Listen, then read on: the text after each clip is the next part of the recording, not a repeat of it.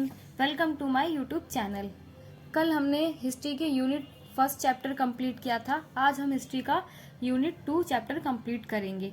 तो आइए हम अपना चैप्टर स्टार्ट करते हैं। तो इसमें हम आज पढ़ेंगे यूनिट 2 में गुप्त और वाकटक राज्य और प्रशासन, अर्थव्यवस्था, समाज, धर्म और साहित्य और कला, इन सब चीज़ों के बारे में पढ़ेंगे। तो हम इसमें गुप्त का उदय कैसे हुआ, इन सब के बारे में पढ़ेंगे। चंद्रगुप्त प्रथम, समुद्रगुप्त और चंद्रगुप्त तृतीय, इन तीनों के बारे में हम इस वीडियो में जानेंगे। आइए हम अपना चैप्टर शुरू करते हैं। तो भारत के इतिहास में गुप्त काल को स्वर्णिम काल के नाम से जाना जाता है। मतलब कि जो हमारा गुप्त काल था उसको स्वर्णिम काल के नाम से जाना जाता है। क्यों जाना जाता है हम आगे वीडियो में जानेंगे कि इसको स्वर्णिम काल के नाम से क्यों जाना जाता है या क्यों कहा गया है। तो राजनीतिक इतिहास को अभिलेख और सिक्कों के आधार पर तैयार किया गया। मतलब हमने जो राजनीतिक हमारा इतिहास है उसको किसके आधार पर तैयार किया गया है? अभिलेख और सिक्कों। आपको याद होगा हमने पिछली वीडियो में अभिलेख और सिक्कों के बारे में पढ़ा था। तो जिसने मेरी यूनिट 1 की वीडियो देखी है तो उसको ये चैप्टर समझ में आ जाएगा। तो हम अपना पढ़ना शुरू करते हैं। पहले गुप्त वंश को वैश्य कहा गया और बाद में ब्राह्मण कहा गया। मतलब जो गुप्त वंश थे ना उनको पहले वैश्य कहा गया, फिर उसके बाद उन्हें ब्राह्मण कहा गया। ब्राह्मण क्यों कहा गया? क्योंकि जो प्रभावती गुप्त थी ना उसका विवाह वाकटक राजवंश में हुआ। वाकटक राजवंश जो था वो ब्राह्मण में आता है, ठीक है। इसलिए पहले गुप्त को वैश्य कहा गया, फिर उसके बाद उनको ब्राह्मण कहा गया। फिर प्रभावती गुप्त का विवाह वाकटक राजवंश में हुआ। फिर लेकिन बाद में कुछ विद्वान इन्हें क्षत्रिय कहते हैं। क्षत्रिय क्यों कहते हैं? क्योंकि लिच्छवियों से भी इनका जो वैवाहिक संबंध था। मतलब जो गुप्त वंश थे तो लिच्छवियों से शादी, और लिच्छवी जो थे वो क्षत्रिय थे। तो हमें इसमें गुप्त के बारे में जहां भी बात होगी तो हमें क्या चीज याद रखनी है? 3 बातें। कि इनको पहले वैश्य कहा गया, ठीक है, फिर उसके बाद इन्हें ब्राह्मण कहा गया। ब्राह्मण क्यों कहा गया? क्योंकि जो प्रभावती गुप्त थी उसका विवाह ना वाकटक राजवंश में हुआ, इसलिए इनको ब्राह्मण कहने लगे लोग। फिर बाद में कुछ जो विद्वान थे उन्हें क्षत्रिय मानने लगे, क्योंकि जो इनका जो वैवाहिक संबंध था ना वो लिच्छवियों के साथ भी था, ठीक है। तो गुप्त राजवंश के इतिहास को जानने के स्रोत, मतलब गुप्त राजवंश के इतिहास कि जो स्रोत है उसको हम जानेंगे। तो इसमें क्या है? साहित्यिक और पुरातात्विक स्रोत। आपको याद होगा साहित्यिक और पुरातात्विक स्रोत के बारे में हमने पिछली वीडियो में पढ़ा था। तो वही चीज है इसमें भी। साहित्यिक स्रोत वही जो हमें लिखित में मिलते हैं, और पुरातात्विक जो हमें सिक्के, मूर्तियां, मनके, ये सब हो गए, ठीक है। अब हम इसमें पढ़ेंगे साहित्यिक स्रोत में, ये तो लिखित में होते हैं, तो इसमें वही चीज आ गई विष्णु पुराण, वायु पुराण, मनुस्मृति। और पुरातात्विक में अभिलेख, सिक्के, स्मारक, ये सब चीजें आ गई। अब गुप्त राजवंश की स्थापना कैसे हुई, इसकी स्थापना कैसे हुई वो पढ़ेंगे। तो गुप्त राजवंश की स्थापना 275 में हुई। लगभग इसकी स्थापना महाराजा गुप्त द्वारा हुई। मतलब इसकी स्थापना के बारे में जब भी बात होगी तो 2 चीज आपको याद रखनी है। 275 के मतलब लगभग 275 में हुई और महाराजा गुप्त द्वारा हुई इसकी स्थापना, ठीक है। अब हम इसमें पढ़ेंगे चंद्रगुप्त प्रथम। इसमें हम 3 लोगों के बारे में पढ़ेंगे, ठीक है। चंद्रगुप्त प्रथम और समुद्रगुप्त के बारे में पढ़ेंगे और चंद्रगुप्त द्वितीय। तो हम पहले पढ़ेंगे चंद्रगुप्त प्रथम।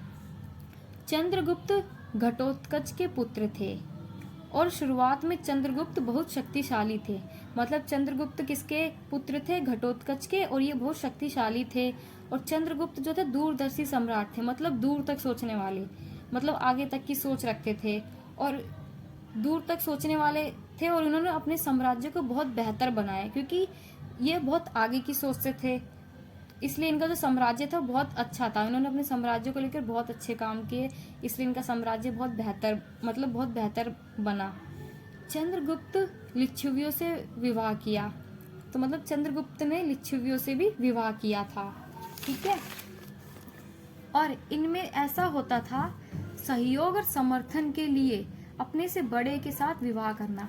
मतलब पहले के टाइम में ये होता था कि जो राजा होते थे या फिर ये लोग क्या करते थे, इनका जो ये समर्थन पाने के लिए, इनको अगर कोई युद्ध जीतना होता था तो ये क्या करते थे, अलग अलग वंश में अलग अलग बड़े क्षेत्रों से शादी कर लेते थे।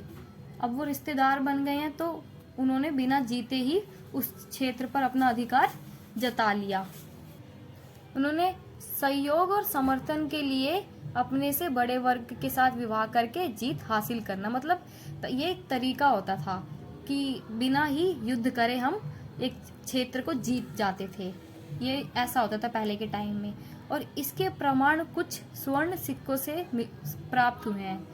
फैजाबाद में, मथुरा, वाराणसी, अयोध्या से प्राप्त हुए हैं। मतलब इसके जो भी प्रमाण मिले हैं ना वो सिक्कों से मिले। जैसे सिक्के कहाँ कहाँ मिले हैं हमें, फैजाबाद में मिले हैं, मथुरा, वाराणसी, अयोध्या से प्राप्त हुए हैं।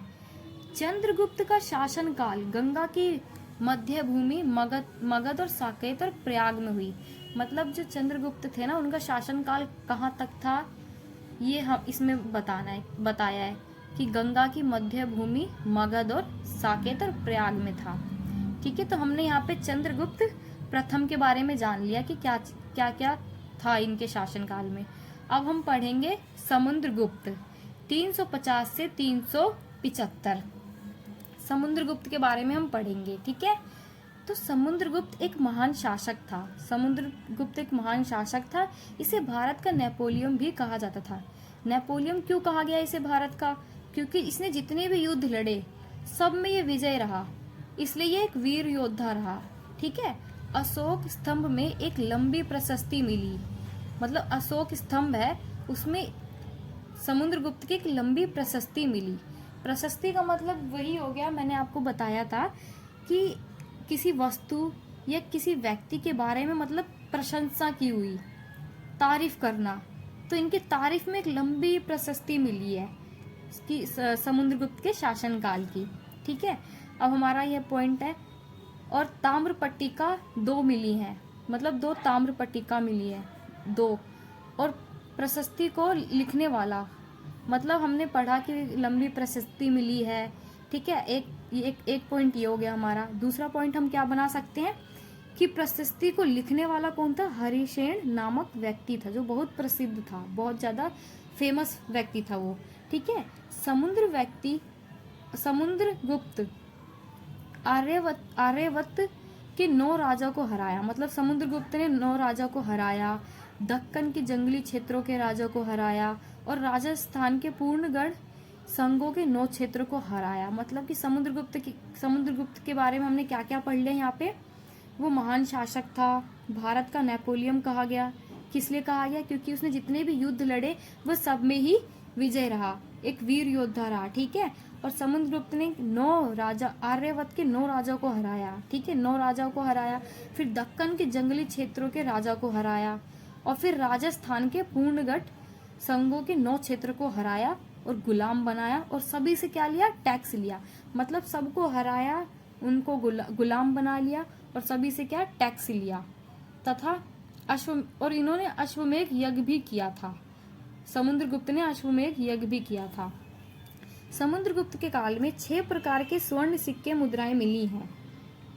तो वो सिक्के के नाम यहाँ पर मैंने लिखे हुए हैं, जैसे कि पहला गरुड़ प्रकार, धनुधारी, अश्वमेघ, परशु, व्यग्र हनन और वीणा वादना।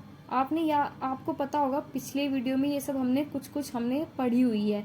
जैसे कि समुद्रगुप्त काल का सिक्का मिला है, तो समुद्रगुप्त काल के सिक्के में क्या चीज मिला था, वीणा बजाते हुए समुद्रगुप्त को दिखाया गया था। तो देखो ये रहा वो सिक्का, इसमें उस सिक्के की बात की हुई है कि वीणा वादने प्रकार का सिक्का मिला है। तो हमने यहाँ पे समुद्रगुप्त के बारे में ये चीज पढ़ा। ठीक है, तो अब हम पढ़ेंगे चंद्रगुप्त द्वितीय। चंद्रगुप्त द्वितीय, देखो मैंने यहाँ पर C1 S और C2, तो आप लोग ऐसा लिख सकते हो। इससे ये होगा कि सेकंड चैप्टर में आप ऐसा लिख लोगे तो आपको याद आ जाएगा कि सेकंड चैप्टर में क्या चीज था। C1 मतलब चंद्रगुप्त प्रथम और S मतलब समुद्रगुप्त और C मतलब चंद्रगुप्त द्वितीय।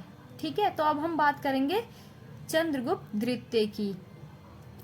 375 से 415 ईस्वी तक के। समुद्रगुप्त के पुत्र और उत्तराधिकारी थे चंद्रगुप्त। ठीक है, अभी हमने समुद्रगुप्त के ही पुत्र कौन था? चंद्रगुप्त। तो ये एक महत्वपूर्ण शक्तिशाली शासक बने। इन्होंने धर्मनिष्ठ शासक कहा गया। मतलब कि जो चंद्रगुप्त द्वितीय थे, ये एक शक्तिशाली शासक था और इन्होंने क्या कहते हैं, धर्मनिष्ठ शासक, मतलब धर्म को लेकर बहुत ज्यादा काम किया। हिंदू धर्म को लेकर इन्होंने बहुत ज्यादा काम किया। तो चंद्रगुप्त जो द्वितीय था, इन्होंने हिंदू धर्म को लेकर बहुत सारे काम किए। ठीक है, और चंद्रगुप्त द्वितीय ने 3 प्रमुख राजवंशों के साथ शादी की। अभी मैंने आपको बताया था कि जो चंद्रगुप्त, मतलब जो गुप्त थे, गुप्तों के बारे में अभी हमने बात की।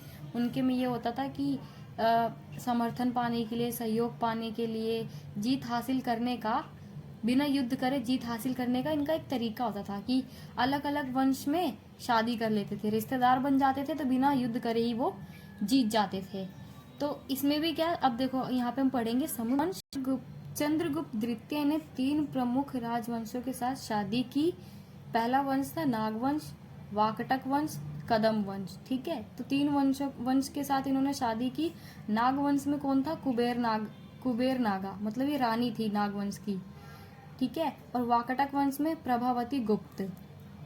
तो 3 वंशों के साथ शादी की। अब हम पढ़ेंगे गुप्त काल में प्रशासन और शासन व्यवस्था।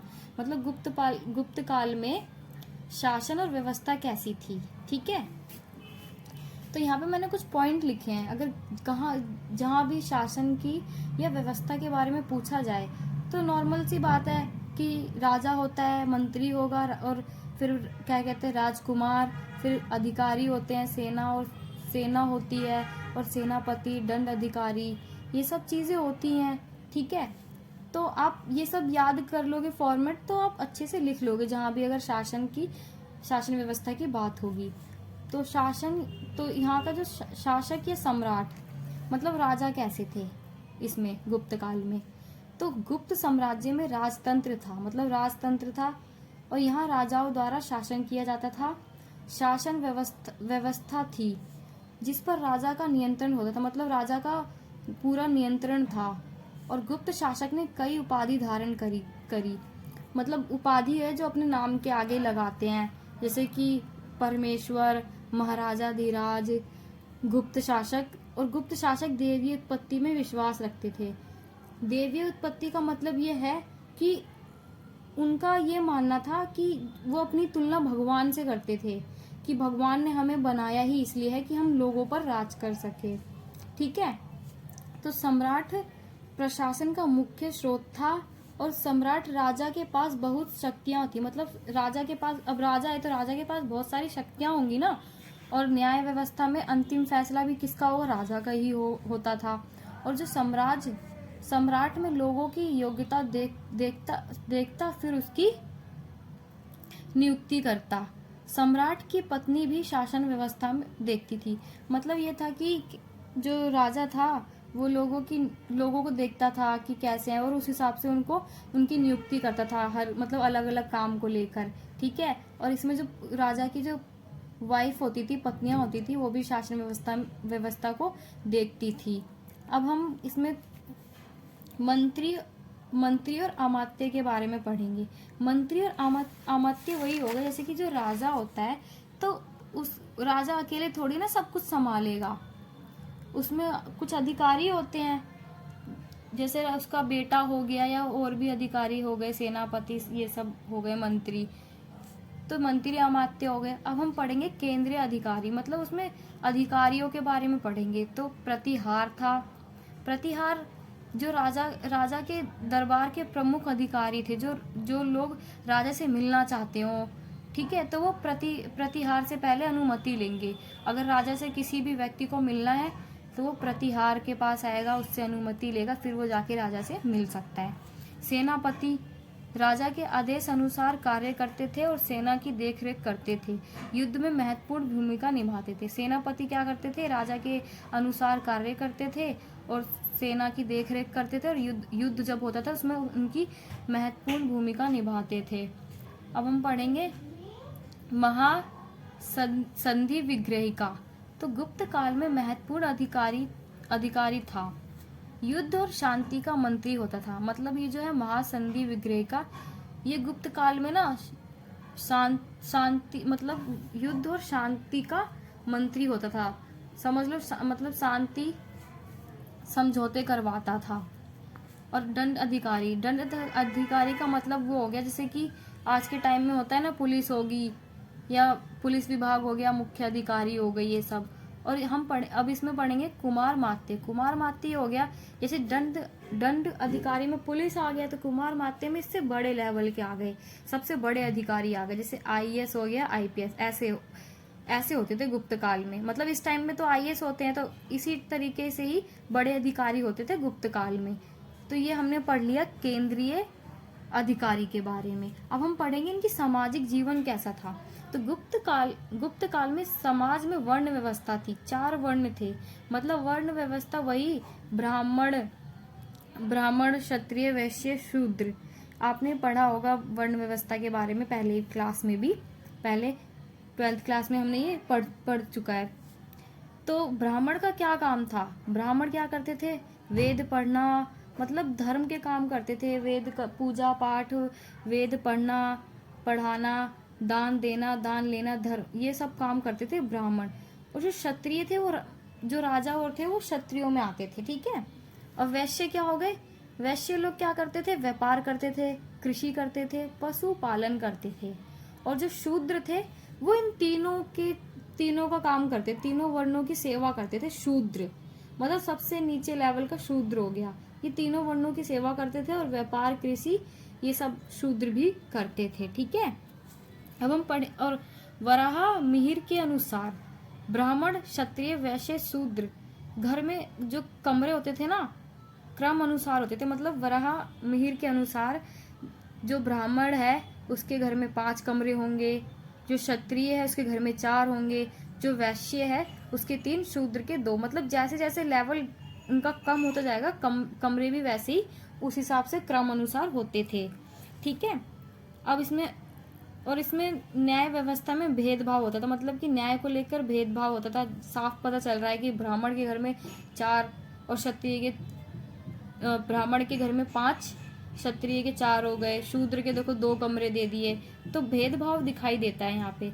और दास प्रथा थी, जाति प्रथा थी, छुआछूत भी था इसमें, ठीक है।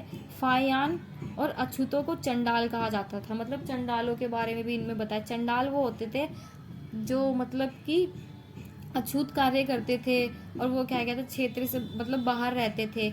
और वो जब भी क्या कहते हैं गुजरते थे, जब भी वो अपने उस क्षेत्र से अगर गांव से वो गुजरते थे, तो लोग क्या कहते थे कि लकड़ी पीटते हुए आना है, ताकि वो उनके सामने कोई व्यक्ति ना पड़ जाए, और वो अशुभ मानते थे इन चांडाल व्यक्ति जो बाहर रहते थे, ठीक है। और चंडाल को अपवित्र कार्य करते थे, जैसे कि लोग अपवित्र कार्य, मांस मछली, ये मतलब ये सब मांस वास काटना वाटना, ये सब काम वो करते थे चंडाल, ठीक है।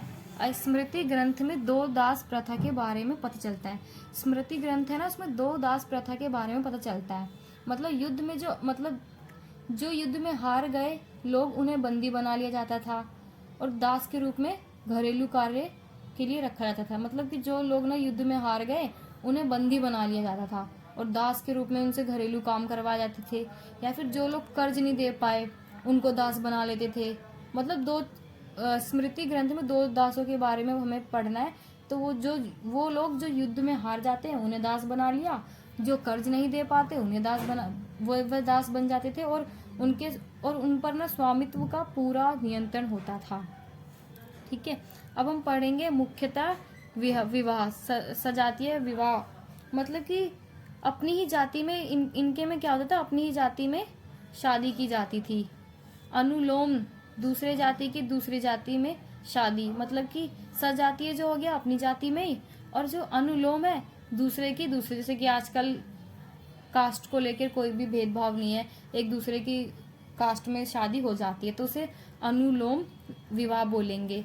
महिलाओं की जो स्थिति थी, वो दशा मतलब महिलाओं की स्थिति अच्छी नहीं थी, विधवाओं की दशा अच्छी नहीं थी, कुछ कुछ को कठोर साधना का जीवन व्यतीत करना पड़ता था। वैश्याओं के बारे में भी देखने को मिलता है। अब इनके आर्थिक जीवन के बारे में हम थोड़ा सा पढ़ लेंगे। तो कृषि से जुड़ी हुई सभी चीजों पर प्रशासन द्वारा अधिक ध्यान दिया जाता था। मतलब कृषि पर बहुत ज्यादा बल दिया गया, बहुत ज्यादा फोकस था इन लोगों का कृषि पे। जुताई, सिंचाई, सभी प्रकार के उपकरण आसानी से उपलब्ध हो जाते थे। और गुप्त काल में महान कवि कालिदास ने कृषि तथा पशुपालन संपत्ति को बड़े साधन के रूप में कहा है। और इसमें क्या था, मतलब वस्त्र का निर्माण किया जाता था। प्रमुख उद्योग कपड़ा तथा कपड़ा उद्योग, बड़ी संख्या में लोगों की जीविका थी। और हाथी की वस्तु, चित्रकला, मूर्तिकला, शिल्पकार, मिट्टी के बर्तन बनाना तथा अन्य कार्य अधिक क्षेत्रों में महत्वपूर्ण थे। और सोने के उच्च कोटि के सिक्के भी थे। और चीनी यात्री हैंग सांग ने लिखा कि हर्ष ने राज्य की आय में चार हिस्से में मतलब बांटा है। मतलब राज्य की आय को 4 हिस्सों में बांटा है। पहला है सरकारी कार्यों का, दूसरा है लोक सेवकों के वेतन के लिए, तीसरा बौद्धिक उपलब्धियों पर पुरस्कार के लिए, और अंतिम में उपहारों के लिए था। मतलब ये हमने पढ़ लिया, जो राजा ने 4 आया के लिए 4 आया हिस्से में बांटा है। ये हमने इस चीज को पढ़ लिया। अब थोड़ा सा धार्मिक जीवन के बारे में, मतलब धर्म से जुड़ा हुआ जान लेते हैं। तो गुप्त काल में ब्राह्मी हिंदू की उत्पत्ति हुई। मतलब ब्राह्मण और हिंदू की उत्पत्ति हुई। गुप्त काल के लोग विष्णु को मानते थे। मतलब ब्राह्मणों और हिंदू की उत्पत्ति हुई। विष्णु भगवान को मानते थे। पूजा पाठ, यज्ञ, अनुष्ठान कराया जाता था। और इस काल में बौद्ध धर्म अभी भी प्रचलित था। और इस काल में जैन धर्म, पश्चिमी भारत में व्यापारिक समुदाय, इस काल में संस्कृत भाषा का भी उपयोग था। मतलब ब्राह्मण और हिंदू धर्म की उत्पत्ति हुई, विष्णु भगवान को मानते थे, संस्कृत भाषा का उपयोग बढ़ रहा था। और पूजा किस भगवान की करते थे? शिव की, गणेश, सूर्य, विष्णु की पूजा की जाती थी। और देवी की पूजा, जैसे देवी शक्तियां होने लगी थी। मतलब कि देवियों की पूजा, जैसे देवी की पूजा करते थे। इन तांत्रिक विश्वासों भी, मतलब तांत्रिक वाले पूजा पाठ में विश्वास करते थे। जैसे काली, दुर्गा की पूजा होने लगी और बौद्ध धर्म से प्रभावित हुआ। अब थोड़ा सा इसके कला और संरक्षण के बारे में हम जान लेते हैं। गुप्त काल में मंदिर स्थापत्य के बहुत कम उदाहरण